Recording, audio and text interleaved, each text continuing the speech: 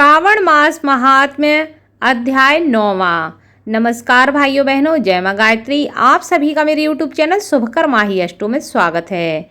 आज मैं आप सभी को अपने इस वीडियो में श्रावण मास महात्म्य के अध्याय 9वें की कथा सुनाने जा रही हूँ। आप सभी से अनुरोध है, अगर आप मेरे चैनल पर पहली बार आए हैं तो प्लीज़ हमारे चैनल को सब्सक्राइब, वीडियो को लाइक और वीडियो को ज़्यादा से ज़्यादा शेयर अवश्य करें, ताकि आपके साथ साथ आपके अपने भी इस कथा का लाभ ले सकें और भगवान शिव की कृपा आपके साथ आपके घर परिवार पर सदा बनी रहे। 9वें अध्याय में शुक्रवार जीवंत का व्रत की कथा के बारे में बताया गया है। भगवान शिव कहते हैं कि हे सनत कुमार, इसके बाद अब मैं शुक्रवार व्रत का व्याख्यान कहूँगा, जिसे सुनकर मनुष्य संपूर्ण आपदा से मुक्त हो जाता है। लोग इससे संबंधित एक प्राचीन इतिहास का वर्णन करते हैं। पांड्य वंश में उत्पन्न एक सुशील नाम का राजा था। अत्यधिक प्रयत्न करने पर भी उसे पुत्र प्राप्ति नहीं हो सकी।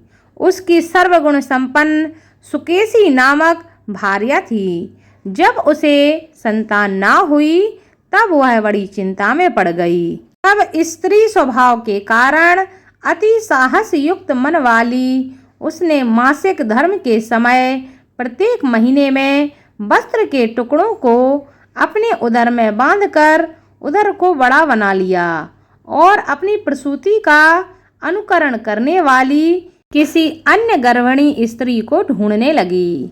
भावी देव योग से उसके पुरोहित की पत्नी गर्भिणी थी। तब कपट करने वाली राजा की पत्नी ने किसी प्रसव कराने वाली को इस कार्य में लगा दिया और उसे एकांत में बहुत सा धन देकर रानी चली गई। उसके बाद रानी को गर्भिणी जानकर राजा ने उसका पुंसवन और अनवलोभन संस्कार किया।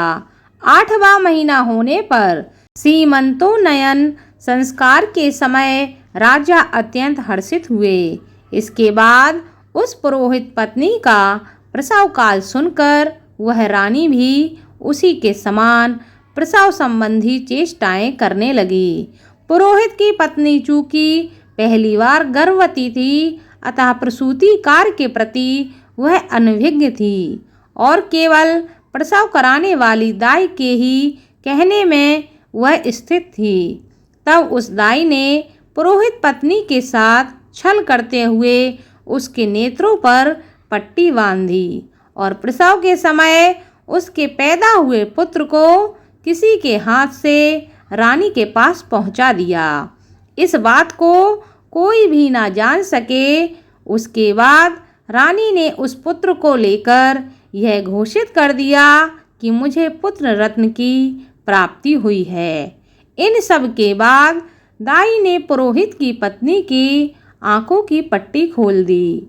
दाई अपने साथ मांस का एक पिंड लाई थी और उसने उसे दिखा दिया कि तुम्हें मांस का पिंड पैदा हुआ है।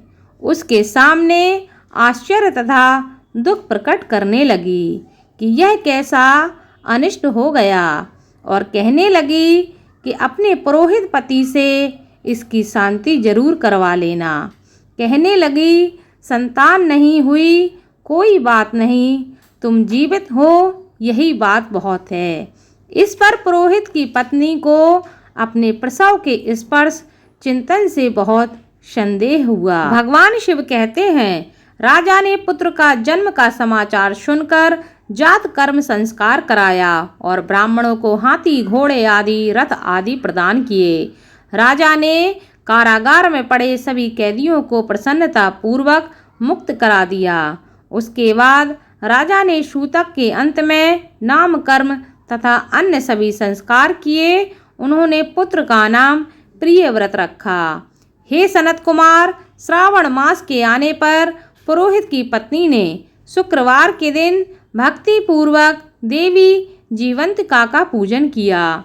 दीवार पर अनेक बालकों सहित देवी जीवंतिका की मूर्ति लिखकर पुष्प तथा माला से उनकी पूजा करके गौधूम की पीठी के बनाए गए 5 दीपक उनके सम्मुख उसने जलाए और स्वयं भी गोधूम का चूर्ण भक्षण किया और उनकी मूर्ति पर चावल फेंका और कहा, हे जीवंती, हे करुणा सिंधी, जहाँ भी मेरा पुत्र विद्यमान हो आप उसकी रक्षा करना।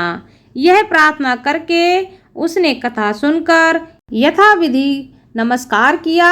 तब जीवंतिका की कृपा से वह बालक दीर्घायु हो गया और वे देवी उसकी माता की श्रद्धा भक्ति के कारण दिन रात उस बालक की रक्षा करने लगीं। इस प्रकार कुछ समय बीतने पर राजा की मृत्यु हो गई। तब पितृभक्त उनके पुत्र ने उनकी पारलौकिक क्रिया संपन्न की। इसके बाद मंत्रियों तथा पुरोहितों ने प्रियव्रत को राज्य पर अभिषिक्त किया। तब कुछ वर्षों तक प्रजा का पालन करके तथा राज्य भोग कर वह पितरों के ऋण से मुक्ति के लिए गया। वह जाने की तैयारी करने लगा। राज्य का भार वृद्ध मंत्रियों पर भक्ति पूर्वक सौंपकर और स्वयं के राजा होने का भाव त्याग कर उसने कार्पटिक का भेष धारण कर लिया और गया के लिए प्रस्थान किया। मार्ग में किसी नगर में किसी गृहस्थ के घर में उन्होंने निवास किया। उस समय उस गृहस्थ की पत्नी को प्रसव हुआ था। इसके पहले षष्ठी देवी ने उसके 5 पुत्रों को उत्पन्न होने के 5वें दिन मार दिया था। यह राजा भी उस समय 5वें दिन ही वहां गया हुआ था। रात में राजा के सो जाने पर उस बच्चे को ले जाने के लिए षष्ठी देवी आईं।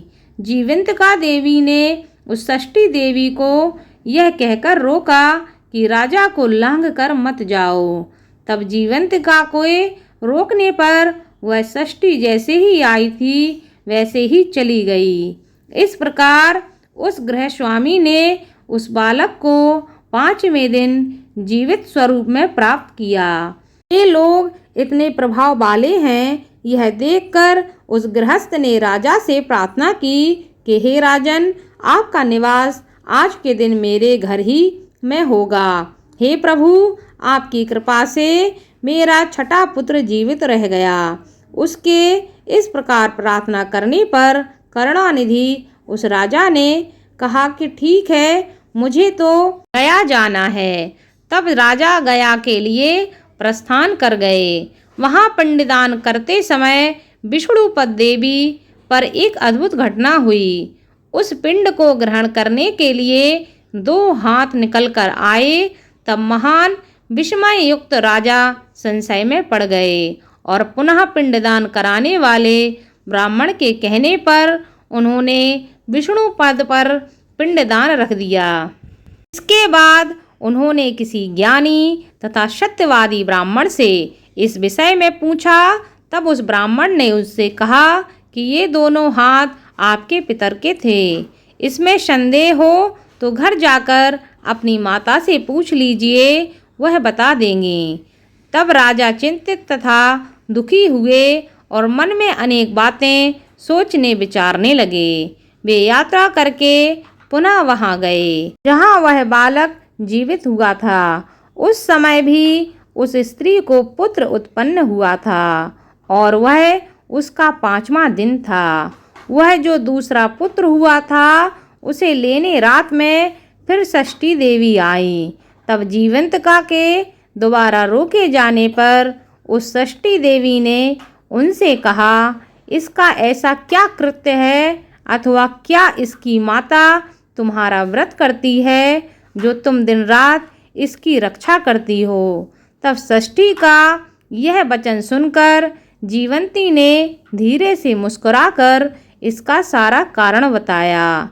उस समय राजा शयन का बहाना बनाकर वास्तविकता में जानने के लिए जाग रहा था। अतः उन्होंने जीवंती और षष्ठी दोनों की बातचीत सुन ली।